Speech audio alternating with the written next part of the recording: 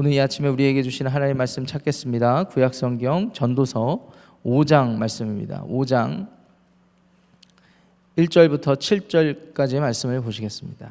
전도서 5장 1절부터 7절까지의 말씀입니다. 찾으셨으면 저와 여러분들이 한 절씩 교독하시고 마지막 절은 큰 목소리로 합독하시겠습니다. 1절입니다. 너는 하나님의 집에 들어갈 때에 네 발을 삼갈지어다. 가까이 하여 말씀을 듣는 것이 우매한 자들이 제물 드리는 것보다 나으니 그들은 악을 행하면서도 깨닫지 못함이니라. 너는 하나님 앞에서 함부로 입을 열지 말며 급한 마음으로 말을 내지 말라. 하나님은 하늘에 계시고 너는 땅에 있음이니라. 그런즉 마땅히 말을 적게 할 것이라. 걱정이 많으면 꿈이 생기고 말이 많으면 우매한 자의 소리가 나타나느니라. 네가 하나님께 서원하였거든 갚기를 더디게 하지 말라. 하나님은 우매한 자들을 기뻐하지 아니하시나니 서원한 것을 갚으라. 서원하고 갚지 아니하는 것보다 서원하지 아니하는 것이 더 나으니 네 입으로 네 육체가 범죄하게 하지 말라. 사자 앞에서 내가 서원한 것이 실수라고 말하지 말라. 어찌 하나님께서 네 목소리로 말미암아 진노하사 네 손으로 한 것을 멸하시게 하랴. 함께합니다. 꿈이 많으면 헛된 일들이 많아지고 말이 많아도 그러하니 오직 너는 하나님을 경외해야 할지니라. 아멘. 하나님의 말씀입니다. 우리가 신앙생활하면서 주의해야 될 점이 있습니다. 우리가 하나님을 경외하고 하나님을 우리의 삶의 아버지로, 인도자로, 그리고 예수 그리스도를 우리의 삶의 구세주로, 그리고 성령님도 우리 삶의 보호자로, 인도자로 믿고 살아가면서 우리의 중심을 지켜야 됩니다. 우리 삶의 중심이 하나님 한 분이 되셔야 되는 겁니다. 그렇지 않으면은 양극단으로 치우치는 경우가 생기더라고요. 첫 번째 경우는 자기 연민과 자기 위로를 받기 위한 신앙생활을 하기가 쉽습니다.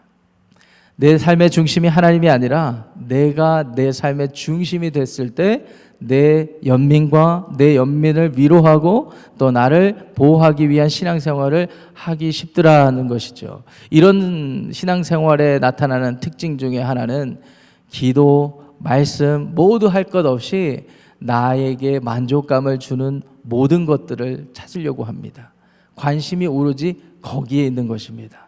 내가 상처받은 것 위로받고 회복하기를 원하고 그래서 말씀도 보는 것이고 기도하는 것입니다. 이렇게 자기 위로와 자기 연민에 빠진 신앙생활을 하게 되면은 결과적으로는 자기를 합리화하는, 그래서 말이 많아지는 신앙생활을 하게 될 때가 있어요. 주의해야 됩니다.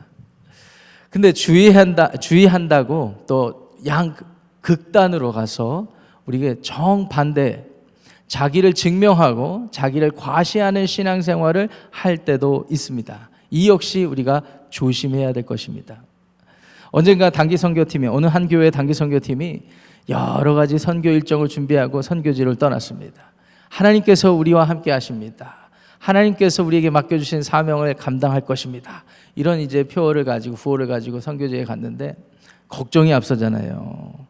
비가 오면 어떡하나, 우리가 계획된 일이 안 되면 어떡하나.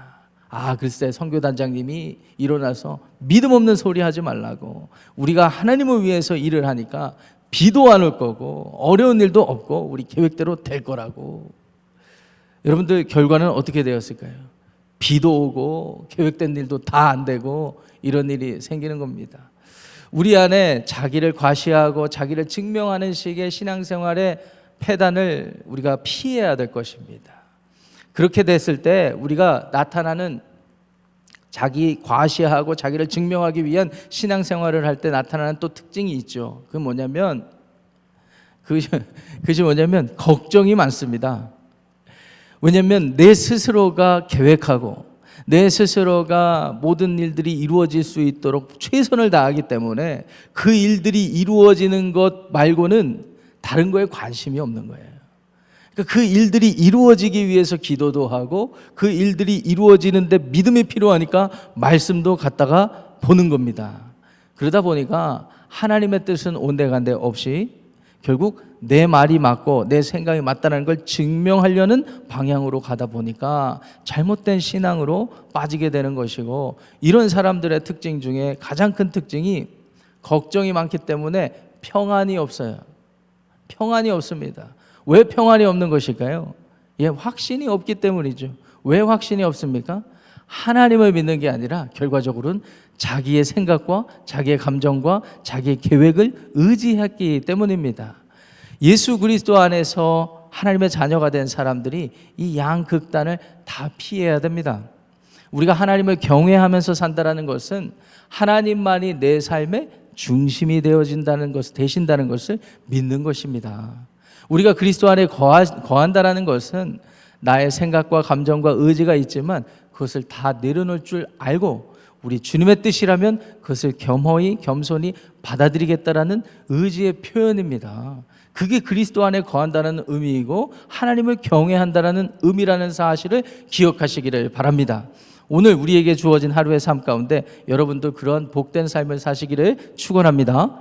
오늘 저와 여러분들이 읽으신 본문 말씀이 그에 대한 교훈을 아주 상세하게 다루고 있습니다. 오늘 1절 말씀 보세요. 1절 말씀이 어떻게 시작합니까? 너는 하나님의 집에 들어갈 때에 네 발을 삼갈지어다.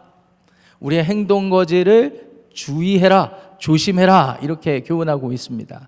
여호와의 집에 들어갈 때라고 하는 걸 보니까 우리가 제사나 하나님 앞에 어떤 서원하는 의식과 관련된 상황이라는 것을 우리가 짐작해 볼 수가 있습니다.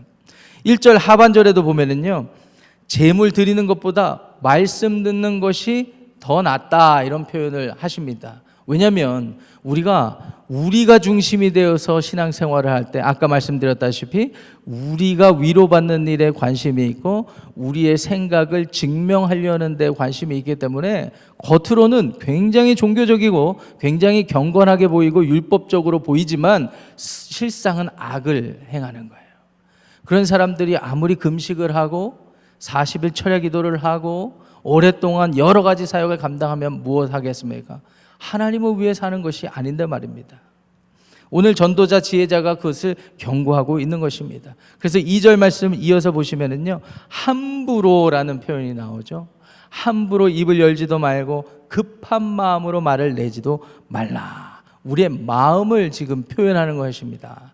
하나님 중심되는 삶이 아니라 내가 중심되는 삶을 했을 때 내 생각이 앞서고 내 마음이 앞서니까 이런 일들이 일어나는데 그러지 말라는 것입니다. 이유도 소개하고 있습니다. 2절 하반절에 하나님은 하늘에 계시고 너는 땅에 있음이라, 이렇게 하고 있습니다. 하나님은 하나님이시고 우리는 피조물이에요. 예수 그리스도 안에 거한다 하더라도 하나님이 하나님이지 우리가 하나님이 아니라는 것입니다. 하나님의 은혜로 구원을 받은 것이지 마땅히 우리가 대접을 받아야 되는 존재라서 이렇게 구원받은 게 아니라는 것입니다. 그래서 3절 말씀 중요한데 3절 말씀 한 목소리로 읽어보겠습니다. 시작. 걱정이 많으면 꿈이 생기고 말이 많으면 우매한 자의 소리가 나타나느니라. 걱정이 많으면 꿈이 생긴다. 말이 많으면 우매한 자의 소리가 자꾸 나온다. 이 말인데 이 말을 어떻게 이해해야 될까요? 7절 말씀도 합독해 보시면 이해가 쉽습니다. 시작. 꿈이 많으면 헛된 일들이 많아지고 말이 많아도 그러하니 오직 너는 하나님을 경외할지니라. 아멘. 이 말씀을 잘 이해해 보세요. 걱정이 많으면 꿈이 생긴다는 말은 바꿔서 말해보면 이해가 더 쉬워요. 그게 그 말이거든요. 우리가 우리를 증명하는 식의 자기 과시하고 자기를 증명하는 신앙생활을 하다 보면은 꿈이 많습니다. 우리가 이른바 야망이 생깁니다. 그 야망을 이루기 위해 기도도 하고 말씀을 보는데 신기하게 마음에는 걱정뿐입니다. 하나님의 뜻인지 아닌지에 대한 관심이 없기 때문이에요. 내가 내 뜻을 이루기 위해서 하기 때문에 그렇다라는 것이죠. 뿐만 아니라 말이 많으면 우매한 자의 소리가 많아진다. 우매한 삶의 길을 선택하니까 자꾸 말이 많아지는 거예요. 자꾸 자기를 합리화하는 겁니다. 자기가 하나님 앞에 순종하지 않아 놓고 자기 발걸음을 삼가하지 않아 놓고 자기를 자꾸 위로해요. 자기를 자꾸 합리화해요. 그러니까 말이 많아지죠. 그리고 다음부터는 다른 방식으로 해보겠다고. 이런 식의 자기가 중심되는 신앙생활을 사는 것을 지금 전도자 지혜자가 꼬집고 있는 것입니다. 4절부터 6절 말씀을 이해하면 오늘 전체적인 1절부터 7절까지 본문의 내용의 전체적인 맥락을 우리가 파악할 수 있습니다. 서원에 대한 것입니다. 신명기서 24장 20절부터 23절까지를 보시면은 하나님께서 서원에 대한 그런 규례를 주시죠. 하나님 앞에 서원을 할 때는 하나님 앞에 온전하게 헌신하겠다라는 의미로 드려야 되는데, 그게 그렇게 하지 않고 경박하게, 경솔하게 자기를 증명할 때거나 아니면 자기를 위로하려고 할 때 인간의 본성이 앞서서 그렇게 하나님 앞에 서원하지 말라는 교훈이 거기 나와 있어요. 만약에 그렇게 됐을 때 하나님께서 계명으로 주신 제3계명, 10계명 중에 제3계명, 하나님의 이름이 망령되이 일컬음을 받게 하는 결과가 나타나기 때문이라고도 우리가 성경을 통해서 알게 되는 것입니다. 그래서 4절 말씀 보시면 하나님 앞에 서원하거든 갚기를 더디게 하지 말라. 경솔하게 서원한 사람들은 실수하는 일들이 많거든요. 그러니까 말해놓고 하나님 앞에 기도해놓고 뭔 일을 하지 않아요. 그리고 자꾸 말을 많이 해요. 하나님 이래서 이랬습니다. 예수 그리스도의 보혈의 은혜로 나를 이해해 주실 거죠? 자꾸 이런 식으로 자기를 합리화하면서 자기에게 부여된 책임과 그 모든 의무를 회피하는 경우들이 있다라는 거죠. 그래서 5절 말씀 보시면은 차라리 그럴 바에는 서원하지 말라. 6절 말씀도 보세요. 네 입으로 네 육체가 범죄하게 하지 말라. 차라리 하나님 앞에 진실되게 못할 것 같으면 못한다고 얘기를 하고, 자기를 내세우려고 하지 않고 자기를 낮추는 게 낫다, 이런 말과 같습니다. 6절 중반절에 보세요. 사자 앞에서 내가 서원한 것이 실수라고 말하지 말라. 여기서 말하는 사자는 아마 이 제사의 컨텍스트에서 제사장이나 제사를 집전하는 어떤 역할을 맡은 사람을 의미한다고 볼 수가 있습니다. 자기가 서원해놓고 제사장 앞에 약속해놓고 가서 미안합니다, 실수였습니다, 이 한마디 하면 다 끝나는 일이 될까요? 어찌 하나님을 그렇게 업신여길 수가 있겠습니까? 그래서 6절 하반절 말씀 보세요. 어찌 하나님께서 네 목소리로 말미암아 진노하사 네 손으로 한 것을 멸하시게 하랴. 사사기 11장에 보니까 입다라는 사사가 하나님에 의해서 쓰임을 받게 되는데, 이 입다가 이스라엘 백성들을 위해서 싸움을 하러 나가는데 이번에는 암몬 자손이랑 전쟁을 하는 거예요. 이 암몬 자손을 이겨야 돼요. 지금 이 입다는 불우한 환경에서 사람들한테 인정받지 못한 채 도망자의 삶을 살다가 신체적으로 뛰어나고 또 전술, 싸움에 능하다는 이유로 다시 부름받은 사람입니다. 자기를 증명해내야 됩니다. 특히 모압과 암몬은 자기가 도망자의 삶을 살 때 가서 있었던 지역이었어요. 영향을 많이 받았어요. 이번에 일타쌍피로 전문 용어가 나오고 막 이렇습니다.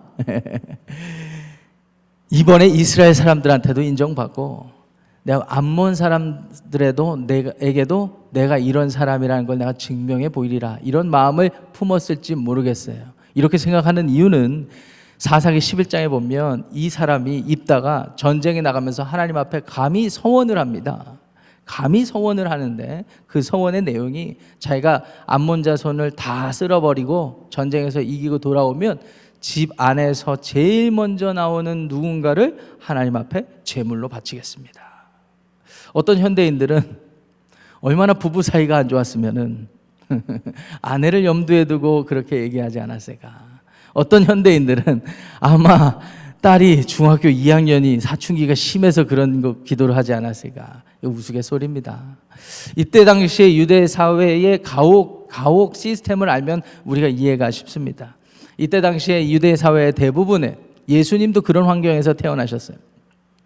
대부분의 가옥의 특징이 우리 집이 한 채가 있고 그 집 안칸에 자기가 키우는 나귀나 양이나 염소를 같이 지내게 하였습니다. 이렇게 하는 이유는 양이나 염소나 가축이 많으면 모르겠지만 어중간한 사이즈라면은 밖에다 해놓고 지키기도 애매하고 그렇기 때문에 그렇습니다. 그런 상황 가운데 예수님도 우리 요셉과 마리아도 집을 빈방을 찾다가 없으니까 아마 어떤 가정집이든지 뭐 이런 식으로 들어가서 그것에서 말구해서 태어나지 않았을까라고 많은 성경학자들이 그렇게 믿고 있죠.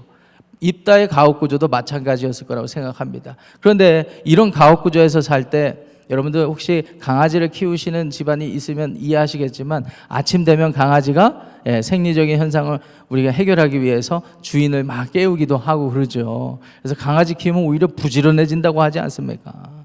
마찬가지로 아침에 양과 염소를 아침에 풀어놓는 것을 염두에 두었을 것입니다.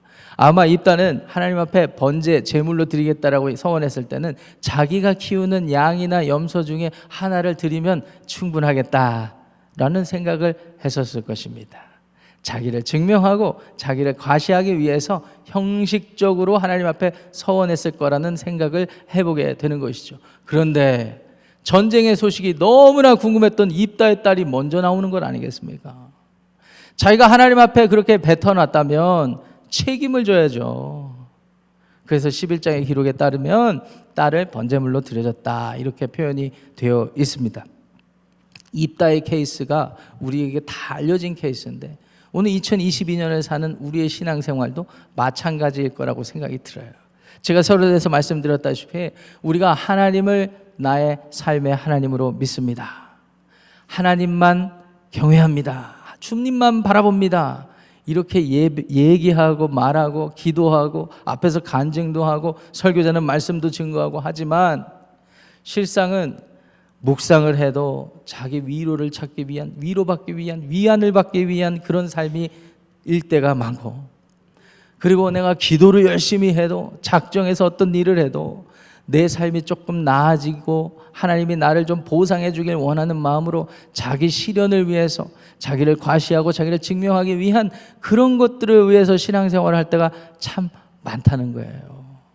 그런데 우리가 그런 신앙생활을 양극단으로 치우쳐서 살다 보면은 결국은 아까 말씀드렸다시피 하나님을 경외하는 것이 아니라 3계명을 어기는 거예요. 하나님의 이름을 망령되이 일컫게 하는 것입니다. 우리 주 예수님께서는 그런 정반대의 삶을 살아주셨어요. 자기의 할 말이 많고, 그리고 하나님의 아들로서 능력을 증명할 수 있는 존재임에도 불구하고 실제로 마태복음 4장에 사탄 마귀가 와서 그것을 자꾸 자극했습니다. 하나님의 아들인데 능력이 있는데 왜 지금 이러고 죽으러 왔냐고. 근데 예수님은 할 말이 있었는데 하지 않고 묵묵히 주님의 길을 가셨어요. 그 주님의 길이 있었기 때문에 오늘 우리가 구속의 은혜를 받은 것을 믿으시기 바랍니다. 근데 그 주님의 은혜, 구속의 은혜를 받은 사람들이 로마서 12장 1절 말씀 보니까 어떻게 살아야 되는지를 교훈하고 있는데 하나님이 기뻐하시는 산 제물이 될 것이다 이렇게 말씀하고 계십니다. 매일매일 그렇게 사는 것이 영적 예배라고도 말씀해주고 계십니다. 여러분, 제물이 말이 많은 제물 보셨습니까? 저 과거에 할머니 할아버지 댁에 놀러 갔더니 아주 어렸을 때 그 동네에 잔치가 벌어진 겁니다. 소를 한 마리 잡으시는데 제가 좀 잔인한 말씀 드려서 죄송합니다. 과거에 어른들이 큰 오한마를 준비하셔가지고 소의 정수리를 사람들 많이 모여서 막 축제를 벌이는데 내리쳐서 즉사시키는 방식으로 그렇게 잡겠다라는 겁니다. 어린 마음에 너무 호기심이 많아서 가만히 봤는데 글쎄 그 해에 오한마 든 분이 큰 실수를 하셨어요. 정수리를 비껴나간 것입니다. 난리가 났습니다. 소가 날뜁니다. 소가 날뛰고 막 동네 사람들도 다치고 막 사람들 도망가고, 이건 뭐 잔치가 아니라 이거는 뭐 사고가 나버렸습니다. 여러분, 소에게는 미안하지만 양에게도 미안하지만 제물로 바쳐지는 존재가 누가 뭐라고 한다고 그냥 욱하고, 그리고 자기 생각대로 흘러가지 않는다고 막 화내고, 자기 의지대로 안 된다고 막 가족들한테 분풀이하고 막 교회 식구들한테도 분풀이하고, 기도를 해도 막 저주기 하는 기도를 하고, 말씀을 봐도 막 내 말이 맞지 내 말이 맞지, 막 사람을 만나도 나를 위로해 주거나 내 생각과 동의하는 사람들만 만나려고 하고. 여러분, 주님 앞에 바쳐진 제물, 하나님을 경외하는 재물, 그리스도 안에 거하는 재물이 어떻게 그렇게 살 수가 있겠습니까? 예수님이 제물로서 십자가에서 보여주셨던 모습은 그런 모습이 아니에요. 내가 나를 증명하는 게 아니라 나를 다 내려놓는 그런 모습이셨어요. 아무 근거 없이 내려놓으신 게 아니라 하나님이 하시려는 일이 무엇인지 그것을 알고 그 뜻에 완전히 순복하는 모습이었습니다. 사랑하는 지구촌교회 성도 여러분, 오늘 이 말씀의 근거에서 저와 여러분들이 도전받고 위로받기를 원합니다. 하나님의 뜻이 여러분들의 삶에 이루어지는 것이 가장 최우선이 되시기를 축원합니다. 그와 같은 삶을 소망하고요, 나를 위로받고 내가 위로받고 나를 증명하는 신앙생활의 모든 모습을 다 버리시고 여러분들의 오늘의 삶의 자세가 여러분들의 가정에서, 일터에서, 직장에서, 학교에서, 교회에서, 모든 곳에서 예수님과 같은 자기를 부인하고 하나님의 뜻을 바라보는 복된 삶이 되시기를 축원합니다. 기도하겠습니다. 하나님 감사합니다. 꿈이 많으면 헛된 일들이 많아지고 말이 많아도 헛된 일들이 많아지는데 주님, 오늘 우리들의 현실의 삶에 그런 실수가 왜 이렇게 많은지 모르겠습니다. 하나님을 경외하고 예수님을 믿고 따라간다고 그렇게 말은 하지만 여전히 우리의 삶의 현실에서 실수투성이인 모습들을 보게 됩니다. 아버지 하나님, 이 시간에 우리가 마음을 다해 우리의 생각과 감정과 의지를 다 내려놓습니다. 우리 주님처럼 살기를 다짐합니다.